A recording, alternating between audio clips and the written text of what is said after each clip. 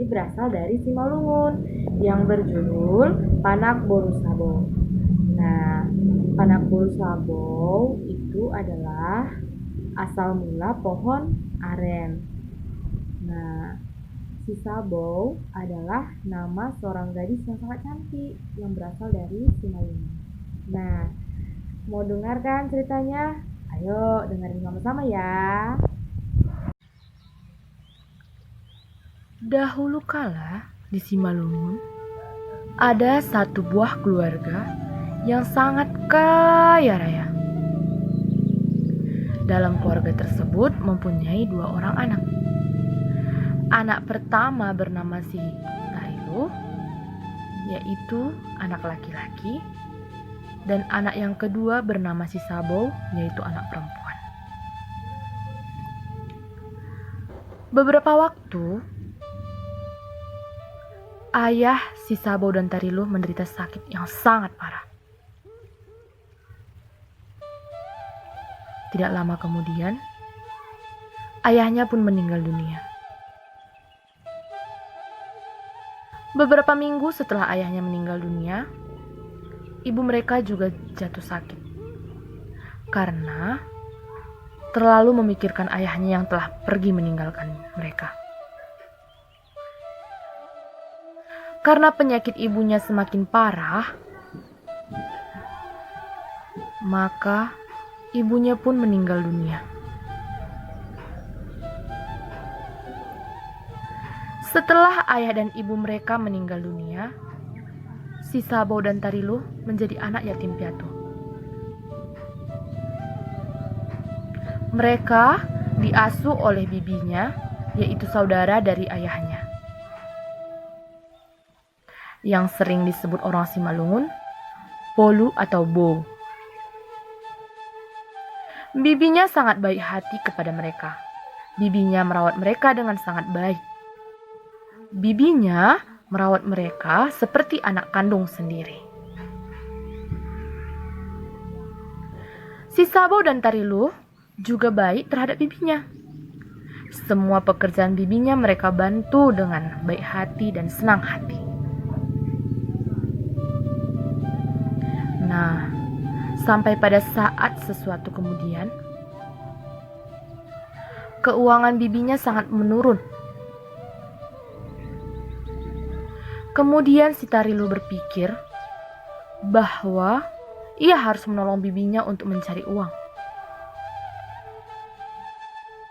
Kemudian ia meminta izin kepada adiknya si Sabo.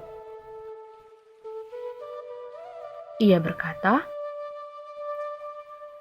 "Wahai adikku Sabo, aku ingin pergi merantau ke luar kota.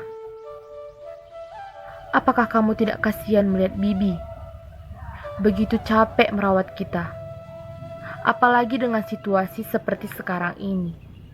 Keuangan kita semakin menurun." Tapi si Sabo tidak mengizinkannya. Ia berkata kepada si Tarilu, "Tidak abang, aku tidak akan mengizinkanmu pergi. Karena cuma kau satu-satunya abangku yang kupunya. Dan cuma kau yang bisa merawat aku di sini." Karena mendengar perkataan adiknya tersebut, si Tarilu kemudian mengurungkan niatnya untuk pergi keluar kota merantau. Tetapi setelah beberapa minggu kemudian, perekonomian bibinya semakin hari semakin menurun. Kemudian si Tarilu bertekad ingin pergi tanpa izin adiknya si Sabo. Tetapi ia terlebih dahulu permisi terhadap bibinya. Ia berkata, "Bibi, aku ingin pergi merantau. Aku ingin pergi keluar kota bibi untuk mencari pekerjaan. Karena keadaan ekonomi kita sangat kritis, Bi. Saya tidak yakin bibi bisa membelanjai kami. Jadi, saya berpikir bahwa saya harus membantu bibi untuk mencari uang kehidupan kita." Kemudian bibinya berkata, "Baik nak, tapi kamu harus meminta izin kepada adikmu si Sabau." Kemudian Tarilu menjawab, "Tidak, Bi, aku tidak akan permisi kepada si Sabau, karena aku yakin dan percaya bahwa si Sabau tidak akan mengizinkanku pergi."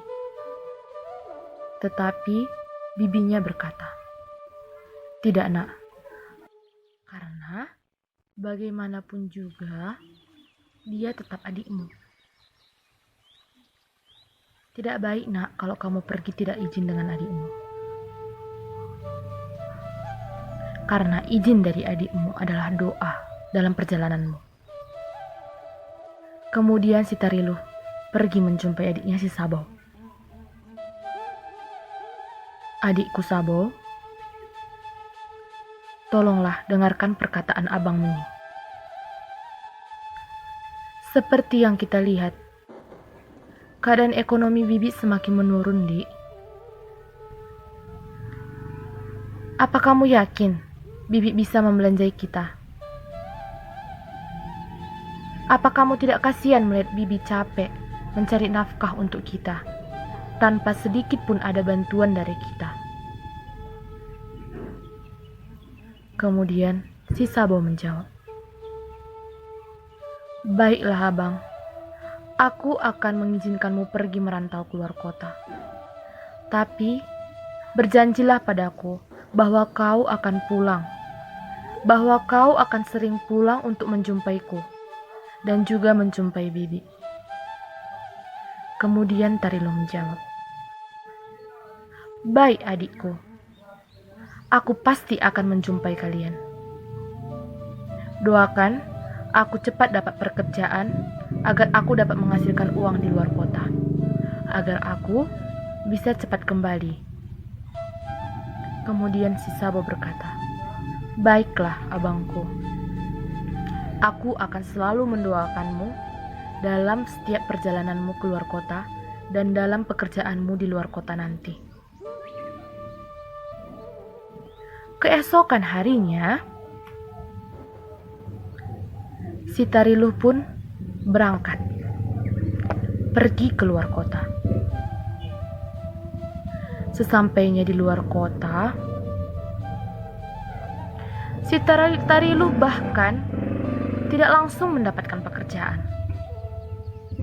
Tetapi ia kumpul di warung sambil bermain judi dengan teman-temannya. Memang hari pertama, kedua, dan ketiga si Tarilu menang bermain judi, dan hal tersebut membuat dia ketagihan untuk bermain judi terus. Setelah beberapa kali bermain judi, kemudian si Tarilu selalu kalah. Hingga akhirnya ia mempunyai banyak utang terhadap saudagar yang ada di kota. Ia pun dikurung dan dipenjara oleh saudagar tersebut karena tidak bisa membayar hutangnya. Tetapi adiknya si Sabau di kampung sudah sangat merindukan dia. Kemudian si Sabau berkata kepada bibinya, "Bibi, sudah beberapa bulan Bang Tarilu tidak pulang-pulang, Bi. Saya khawatir kepadanya. Bi, saya ingin menyusul Bang Tarilu ke kota. Saya ingin melihat keadaannya di sana." Kemudian bibinya pun mengizinkan si Sabau pergi keluar kota untuk menyusul abangnya. Dalam perjalanan mau ke kota, si Sabau bertemu dengan saudagar dan bertanya, "Wahai Bapak, apakah kamu mengenal abang saya yang bernama Tarilu?" Kemudian saudagar tersebut menjawab, "Ya, saya mengenal abangmu. Abangmu telah saya kurung dan saya penjara, karena abangmu memiliki banyak utang kepada saya. Kamu akan bisa bertemu dengan abangmu jikalau kamu membayar semua hutang abang kamu. Kemudian saudagar tersebut langsung pergi. Si Sabo pun balik pulang ke kampung dengan menangis dan sangat sedih karena mendengar bahwa abangnya punya banyak utang di kota. Dalam perjalanan mau pulang ke kampung, si Sabo bertemu dengan petapa tua yang sakti. Kemudian petapa itu bertanya kepadanya, "Wahai anak gadis yang malang, mengapa engkau menangis?" Kemudian si Sabo berkata, "Saya tidak dapat menemui abang saya, karena abang saya mempunyai banyak utang terhadap saudagar kaya. Jadi, abang saya tidak bisa saya temui karena saya belum bisa melunasi utang abang saya. Bapak Pertua Sakti, saya ingin sekali menyelamatkan abang saya." Kemudian, Pertapa Tua Sakti berkata kepada Sabo, "Wahai anak gadis yang baik hati, saya akan menolongmu. Pergilah, panjatlah bukit yang sangat tinggi. Kemudian, kamu panjat pohon yang sangat tinggi dan berdoa, minta kepada Tuhan supaya kamu menjadi orang yang berguna, supaya kamu menjadi bermanfaat bagi masyarakat, agar kamu dapat membayar hutang-hutang abang kamu." Kemudian, si Sabo langsung pergi, mendaki gunung yang sangat tinggi, dan pergi memanjat pohon yang sangat tinggi. Ia berdoa, "Tuhan, saya ingin menjadi manusia yang berguna. Saya ingin membayar hutang-hutang abang saya. Tolong saya, Tuhan." Kemudian, tidak lama setelah itu, gemuruh datang. Buar! Hus!